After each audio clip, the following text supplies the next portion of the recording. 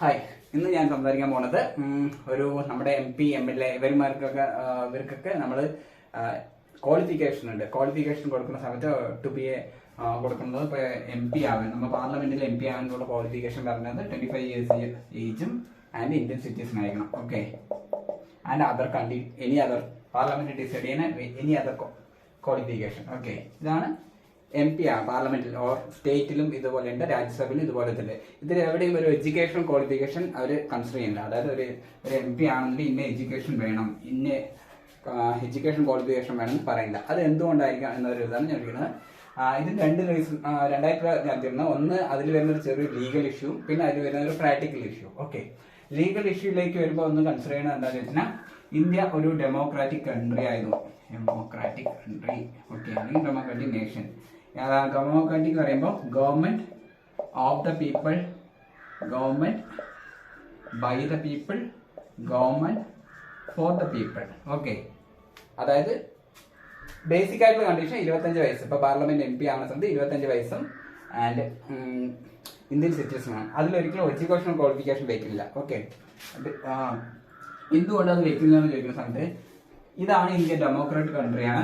അത് പറയുമ്പോൾ government of the people, by the people, for the people. Okay, first situation of the people എന്ന് പറയുന്ന സമയത്ത് government form ചെയ്യുന്നത് എപ്പോഴും ഇന്ത്യൻ, അതായത് ഇന്ത്യയിലെ ഏത് വ്യക്തിക്കും ഗവൺമെന്റ് ആയി അല്ലെങ്കിൽ ഗവൺമെന്റിലേക്ക് ഇരിക്കാനുള്ള ഒരു യോഗ്യത വേണം. ഓക്കെ, അതിൽ മീൻസ് എത്തിച്ചേരാനുള്ള ഒരു ഓപ്പർച്യൂണിറ്റി ഉണ്ടാകണം. ഓക്കെ, ഏത് വ്യക്തിക്കും, അത് ഇന്ന വ്യക്തി ആ വ്യക്തി എന്നല്ല. ഓക്കെ, ഓഫ് ദ പീപ്പിൾ, അതായത് ഏത് ഇന്ത്യൻ സിറ്റിസണും ഗവൺമെന്റിലെ എത്തിച്ചേരാനുള്ള ഒരു ഓപ്പർച്യൂണിറ്റി അവിടെ ഉണ്ടാകണം. Okay, government by the people. Okay, അത് ഇന്ത്യയിലെ സിറ്റിസൺസിനെ അവർക്ക് ആര് ജനപ്രതിനിധിയായി വേണം എന്നുള്ളതിനെ ഒരു ചൂസ് ചെയ്യാനുള്ള ഓപ്പർച്യൂണിറ്റി ഉണ്ട്. അത് അവർക്ക് ഡിസൈഡ് ചെയ്യാൻ പറ്റണം ആര് വേണമെന്ന്. അതായത് മുൻകൂട്ടി വേറെ ആർക്കും ഡിസൈഡ് ചെയ്യാൻ പറ്റില്ല.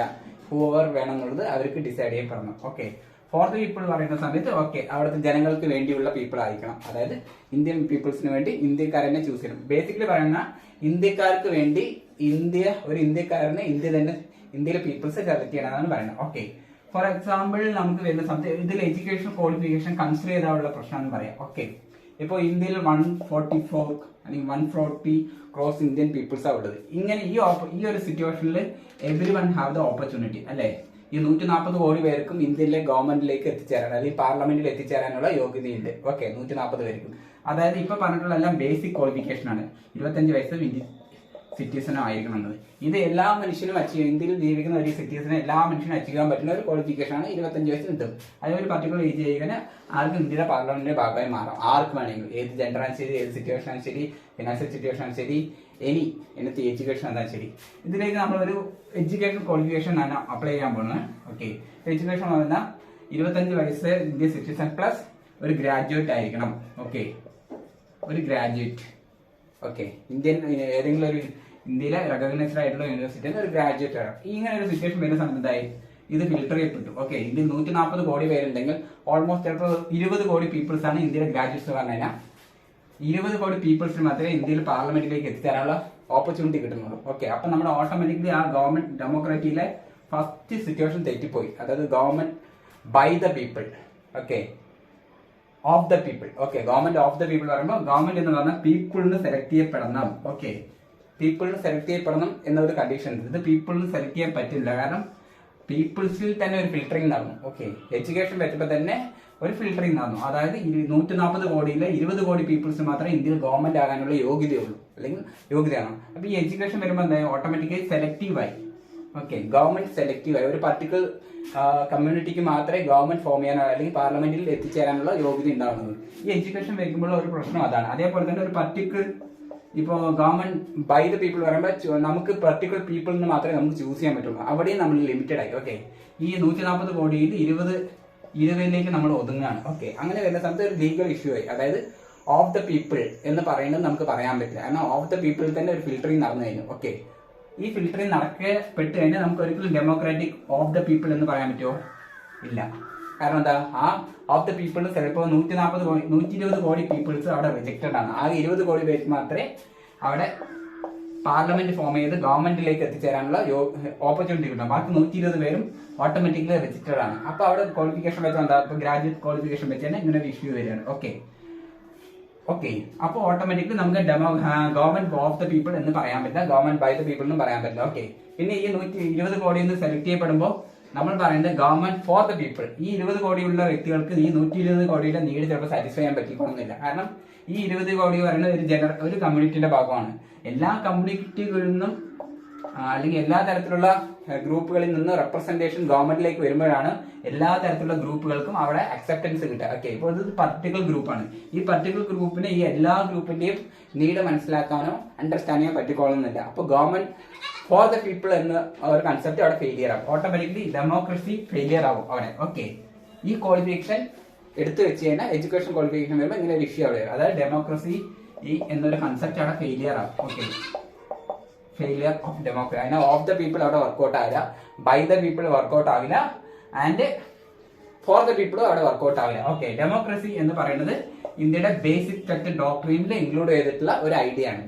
BSD, ബേസിക് സ്ട്രക്ചർ ഡോക്ട്രീനിൽ വരുന്ന ഒരു ഐഡിയയും നമുക്ക് എഡിറ്റ് ചെയ്യാൻ അലൗഡ് അല്ല. ഓക്കെ, അത് ഒരിക്കലും എഡിറ്റ് ചെയ്യാൻ പറ്റില്ല. കാരണം ഡെമോക്രസി പറയുന്നത് ബേസിക് സ്ട്രക്ചറിൽ ഇൻക്ലൂഡഡ് ആണ്. അതുകൊണ്ട് അതൊരിക്കലും അതിനെ അഫക്ട് ചെയ്യുന്ന കാര്യത്തിലുള്ള ഒരു തരത്തിലുള്ള മാറ്റങ്ങൾ നമുക്ക് ചെയ്യാൻ പറ്റില്ല. അപ്പോൾ ഓട്ടോമാറ്റിക്കലി ഈ 25 ഏജ് പ്ലസ് ഇന്ത്യൻ സിറ്റിസൺ ഈ ക്വാളിഫിക്കേഷനിൽ തന്നെ നമ്മൾ തുടരും. ഓക്കെ, അതൊരിക്കലും എഡ്യൂക്കേഷൻ ക്വാളിഫിക്കേഷൻ നമുക്ക് അവിടെ വെച്ച് കഴിഞ്ഞാൽ അത് ഡെമോക്രസിയെ എഫക്ട് ചെയ്യും. ഓക്കെ, ഡെമോക്രസിയെ എഫക്ട് ചെയ്ത് കഴിഞ്ഞാൽ അത് BSD അതായത് ബേസിക് സ്ട്രക്ചർ ഡോക്ടറിനെ ആവശ്യമാണ്. ബേസിക് സ്ട്രക്ചർ ഡോക്ടറിനെ അഫക്ട് ചെയ്യുന്ന ഒരു കാര്യം നമുക്ക് ചെയ്യാൻ പറ്റില്ല. ഓക്കെ, ഇതാണ് ഒരു ലീഗൽ ഇഷ്യൂ പറയുന്നത്. അതായത് ഡെമോക്രസി അത് അഫക്ട് ചെയ്യും. ഒരു എഡ്യൂക്കേഷൻ ക്വാളിഫിക്കേഷൻ അതിൽ കൊണ്ട് വെച്ച് കഴിഞ്ഞാൽ അത് ഡെമോക്രസി, അതായത് പ്രോപ്പർ ആയിട്ടുള്ള റെപ്രസെന്റേഷൻ അവിടെ നടക്കില്ല. ഓക്കെ, പ്രോപ്പർ ആയിട്ടുള്ള റെപ്രസെന്റേഷൻ ആയിട്ടില്ല, പ്രോപ്പർ ആയിട്ടുള്ള എല്ലാവരുടെയും നീഡ് സാറ്റിസ്ഫൈ ചെയ്യാൻ പറ്റിക്കൊള്ളുന്നില്ല. ഓക്കെ, പിന്നെ പ്രാക്ടിക്കൽ ആയിട്ട് വരുന്ന ഇഷ്യൂ ഏതാണെന്ന് ചോദിച്ചു കഴിഞ്ഞാൽ ഒരു പ്രാക്ടിക്കൽ ഇഷ്യൂ പറഞ്ഞു കഴിഞ്ഞാൽ ഇപ്പൊ നമ്മൾ ഒരു കാര്യത്തിന് വേണ്ടി ഒരു എക്സാം നടത്തുകയാണ്. ഓക്കെ, ഒരു എക്സാമിന് വേണ്ടിയിട്ടാണ്. ഓക്കെ, ഇതിൽ കോമ്പീറ്റ് ചെയ്യുന്ന ഒരുപാട് പീപ്പിൾസ് ഉണ്ടാവും, അതിൽ ജയിക്കുന്ന കുറച്ച് പീപ്പിൾസ് ഉണ്ടാവും, അതിൽ ടോപ്പർ ചെയ്യുന്ന കുറച്ച് പീപ്പിൾസ് ഉണ്ടാവും.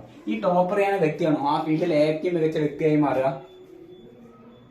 ആയിക്കൊള്ളുന്നില്ല, മെജോറിറ്റി സിറ്റുവേഷനിൽ ആകില്ല. കാരണം ഈ ഒരു എക്സാമിൽ കോമ്പീറ്റ് ചെയ്ത് ഏറ്റവും നമ്പർ 1 ആണ് ആള് ഇതേ ഫീൽഡിന്റെ പ്രാക്ടിക്കലിൽ എത്തുന്ന സമയത്ത് ചിലപ്പോൾ അയാളായിരിക്കും ബെസ്റ്റ്. ചിലപ്പോൾ ഈ പ്രാക്ടിക്കലിൽ എത്തുമ്പോൾ ഏറ്റവും മികച്ചത് ചിലപ്പോൾ ഇവിടെ ഒരു 500ാമത്തെ റാങ്ക് നേടിയ വ്യക്തിയായിരിക്കും ചിലപ്പോൾ ഈ പ്രാക്ടിക്കൽ ആപ്ലിക്കേഷൻ വരുമ്പോൾ ഏറ്റവും മികച്ചതായിട്ടുള്ള വ്യക്തി. ഓക്കെ, ഇപ്പൊ ഏത് ഫീൽഡിൽ ഇപ്പൊ നമ്മൾ doctor, chartered account, IAS, IPS ഏതെടുത്താലും ഇതിലെല്ലാത്തിലും നമുക്ക് റാങ്കിങ് സിസ്റ്റം ഉണ്ട്. അതാണ് നമ്പർ 1. ആരാണ് നമ്പർ 1? ഈ എക്സാം എഴുതി നമ്പർ 1 ആകുന്ന വ്യക്തി ആയിരിക്കണം എന്നില്ല. പ്രാക്ടിക്കലായി വരുന്ന സമയത്ത് ഏറ്റവും നമ്പർ 1 റാങ്ക് മേടിച്ച ആളായിരിക്കില്ല ചിലപ്പോൾ നല്ല ഡോക്ടർ, ചിലപ്പോൾ നല്ല ചാർട്ടേഡ് അക്കൗണ്ട്, ചിലപ്പോൾ നല്ല IAS ഓഫീസർ, ചില നല്ല IPS ഓഫർ, ചിലപ്പോൾ ഏറ്റവും ബാക്കിൽ നിൽക്കുന്ന വ്യക്തിയായിരിക്കും പ്രാക്ടിക്കലി വരുന്ന സമയത്ത് ആ ഫീൽഡിലെ ഏറ്റവും മികച്ച വ്യക്തി. ഓക്കെ, അപ്പോൾ നമുക്ക് ഒരിക്കലും പറയാൻ പറ്റും ഒരു എഡ്യൂക്കേഷൻ ക്വാളിഫിക്കേഷൻ കൊണ്ട് മാത്രം നമുക്ക് പ്രാക്ടിക്കൽ ആയിട്ടുള്ള കാര്യങ്ങൾ മികച്ചതായി ചെയ്യാൻ പറ്റുന്നു. പക്ഷേ നമ്മുടെ സൊസൈറ്റി വിശ്വസിക്കുന്നത് അങ്ങനെയാണ്. ഇവരൊക്കെ എന്തിനാ പൊളിറ്റീഷ്യൻസിനൊക്കെ എഡ്യൂക്കേഷൻ ഇല്ലാത്ത ആൾക്കാരാണ് എന്ന രീതിയിൽ ഒരു നെഗറ്റീവ് കമന്റ് പറയും. അതായത് ഇവരൊക്കെ 10ാം ക്ലാസ്സും ഗുസ്തിയാണ്. ഓക്കെ, 10ാം ക്ലാസ്സും ഗുസ്തിയാണെന്ന് പറയും. അതൊരു തെറ്റായ കൺസെപ്റ്റ് ആണ്. എഡ്യൂക്കേഷൻ ഉണ്ടായതുകൊണ്ട് പ്രാക്ടിക്കൽ ആയിട്ടുള്ള കാര്യങ്ങളിൽ ഒരു വ്യക്തി മികച്ചതായിരിക്കും എന്നുള്ളത്. ഓക്കെ, തെറ്റായ ഒരു കൺസെപ്റ്റ് ആണ്. എഡ്യൂക്കേഷൻ കൊണ്ട് മാത്രം ഒരാൾക്ക് പ്രാക്ടിക്കൽ ആയിട്ടുള്ള കാര്യങ്ങളിൽ മികച്ചതായിക്കോളണമെന്നില്ല. ഓക്കെ, എഡ്യൂക്കേഷൻ വന്ന ഒരു അതായത് ഒരു ക്വാളിഫിക്കേഷൻ എന്ന് പറയുന്നത് ഒരു ഡിഫറെന്റ് ആസ്പെക്ട് ആണ്. നമ്മളൊരു എക്സാം കുറച്ച് മാസത്തെ എഫേർട്ടിലൂടെ നമുക്കൊരു എക്സാം പാസ്സാവും. അതേ കാര്യം പ്രാക്ടിക്കൽ ആയിട്ട് വരുന്ന സമയത്ത് നമുക്ക് ഫെയിലിയർ ആകും. ഓക്കെ, ഇപ്പൊ നമ്പർ 1 റാങ്ക് വാങ്ങുന്ന വ്യക്തിയാണെങ്കിൽ പോലും അല്ലെങ്കിൽ ഓൾ ഇന്ത്യ റാങ്ക് മേടിക്കുന്ന വ്യക്തി പ്രാക്ടിക്കൽ ആയിട്ട് വരുന്ന സമയത്ത് ഫെയിലിയർ ആകും. ഓക്കെ, പക്ഷെ അതേ ഫീൽഡിൽ ഏറ്റവും പിന്നിൽ നിന്ന വ്യക്തി ചിലപ്പോൾ പ്രാക്ടിക്കൽ ഏറ്റവും മികച്ചതായിരിക്കും. ഓക്കെ, ഇങ്ങനെ ഒരു ഡീഫോൾട്ട് ഒരു പ്രോബ്ലം ഇങ്ങനെയുള്ള എക്സാംസിനും ക്വാളിഫിക്കേഷൻ ഉണ്ടാകും. ഇപ്പൊ ഏറ്റവും നല്ല ക്വാളിഫിക്കേഷൻ നേടിയാൽ പോലും ആ ഫീൽഡിൽ ആ വ്യക്തി വർക്ക് ചെയ്യുന്ന സമയത്ത് ചിലപ്പോൾ അയാൾക്ക് അതുപോലെ ഷൈൻ ചെയ്യാൻ പറ്റുമെന്നില്ല. അപ്പോൾ there is no guarantee education will provide proper person for the governance. Okay, education qualification ഉള്ളതുകൊണ്ട് ഒരു വ്യക്തി പ്രോപ്പർ ആയിട്ട് ഗവർണൻസിലേക്ക് വരുന്നുള്ളതിന് യാതൊരുവിധ ഗ്യാരണ്ടി ഇല്ല.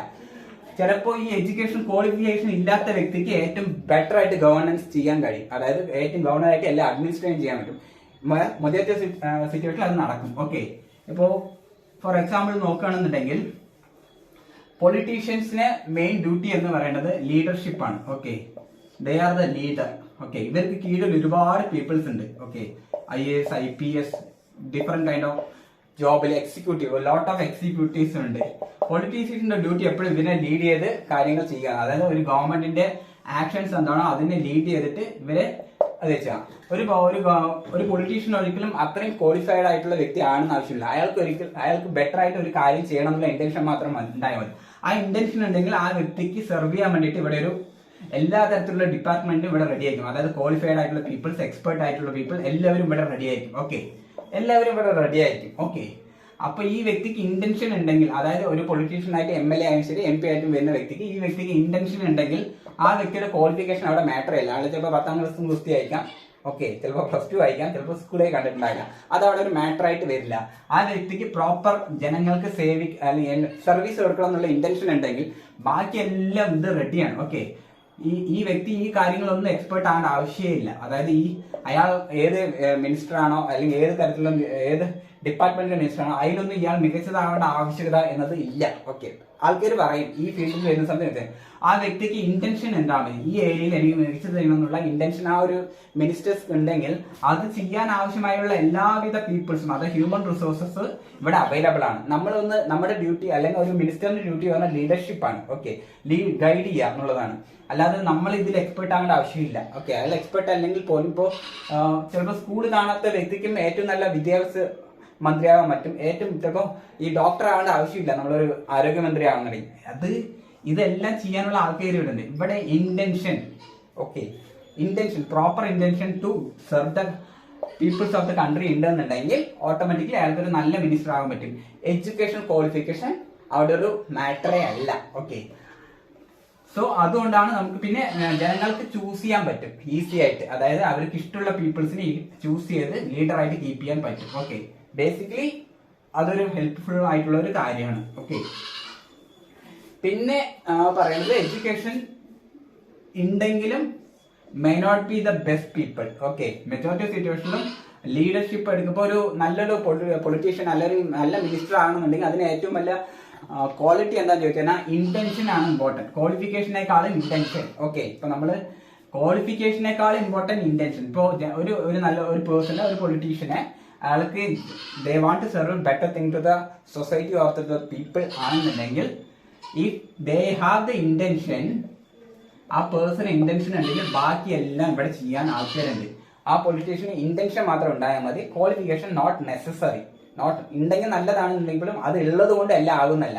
ഇന്റൻഷൻ ഉള്ള വ്യക്തിയാണ് I want to do better in the education, I want to do better in the health, ഏത് department ആണെങ്കിൽ അല്ലെങ്കിൽ ഏത് ഏരിയ ആണ് അയാൾ പ്രതിനിധാനം ചെയ്യണമെന്നാണെങ്കിൽ പോലും അതിൽ ബെറ്റർ ചെയ്യണം എന്നുള്ള ഇന്റൻഷൻ ആ വ്യക്തിക്ക് ഉണ്ടെന്നുണ്ടെങ്കിൽ ആ വ്യക്തിക്ക് ആ കാര്യങ്ങളിലുള്ള സബ്ജക്ട് നോളജ് വളരെ ഇമ്പോർട്ടന്റ് ആണ്, നോട്ട് നെസസറി. ഓക്കെ, ആ വ്യക്തി ആ ഹെൽത്തിൽ ഏറ്റവും കൂടുതൽ നോളജ് ഉള്ള വ്യക്തിയാണെന്നൊന്നുമില്ല. ഓക്കെ, അല്ലെങ്കിൽ എഡ്യൂക്കേഷനിൽ ഏറ്റവും നോളജ് ഉള്ള വ്യക്തിയാണെന്നില്ല. ആ വ്യക്തിക്ക് എനിക്ക് എഡ്യൂക്കേഷനിൽ ബെറ്റർ ആയിട്ട് അടുത്ത 5 വർഷം ഞാൻ ഭരിക്കുന്ന സമയത്ത് I want to better students in the, okay, better students വേണം, ബെറ്റർ ഹോസ്പിറ്റൽ വേണം, ബെറ്റർ ഹെൽത്ത് സിറ്റുവേഷൻ വേണമെന്ന് ആ വ്യക്തിക്ക് ഇന്റൻഷൻ ഉണ്ടെങ്കിൽ ഓട്ടോമാറ്റിക്കലി അയാൾ ഒരു ബെറ്റർ മിനിസ്റ്ററായി മാറും. അയാൾക്ക് അതിൽ സബ്ജക്ട് നോളജ് ഒരു മാറ്ററേ അല്ല. ഓക്കെ, കാരണം അതിന് സെർവ് ചെയ്യാൻ ആവശ്യമായിട്ടുള്ള പീപ്പിൾസ് താഴെയുണ്ട്. ഓക്കെ, നമ്മളൊരു നല്ല ലീഡർ ആയാൽ മതി. ഓക്കെ, നല്ലൊരു മുന്നിൽ നിൽക്കുന്ന വ്യക്തിയായാൽ മതി. ബാക്കിയെല്ലാം ചെയ്യാൻ നമ്മുടെ പിന്നിൽ ആൾക്കാരുണ്ടാവും. ഓക്കെ, നമുക്ക് അതിൽ ഏറ്റവും മികച്ച ഇപ്പോൾ ഏതെങ്കിലും ഒരു ഫീൽഡിൽ PhD നേടിയിട്ട് നമ്മൾ മിനിസ്റ്റർ ആകേണ്ട ആവശ്യമൊന്നുമില്ല. ആ കാര്യത്തിൽ നമ്മൾക്ക് ഇന്റൻഷൻ ഉണ്ടായാൽ മതി ബെറ്ററായി ചെയ്യണം എന്നുള്ള കാര്യം. ആ ഇന്റൻഷൻ ഉണ്ടെങ്കിൽ തന്നെ നമ്മളൊരു നല്ല മിനിസ്റ്ററായി മാറിക്കോളും. ഓക്കെ, അപ്പൊ education qualification not necessary for a minister. Okay, അത് അനിവാര്യമില്ല. പക്ഷേ അനിവാര്യമുണ്ട് എന്ന രീതിയിലാണ് എല്ലാവരും കാണുക. അനിവാര്യമില്ല, നമുക്ക് ഇന്റൻഷൻ ഉണ്ടായാൽ മാത്രം മതിയാവും.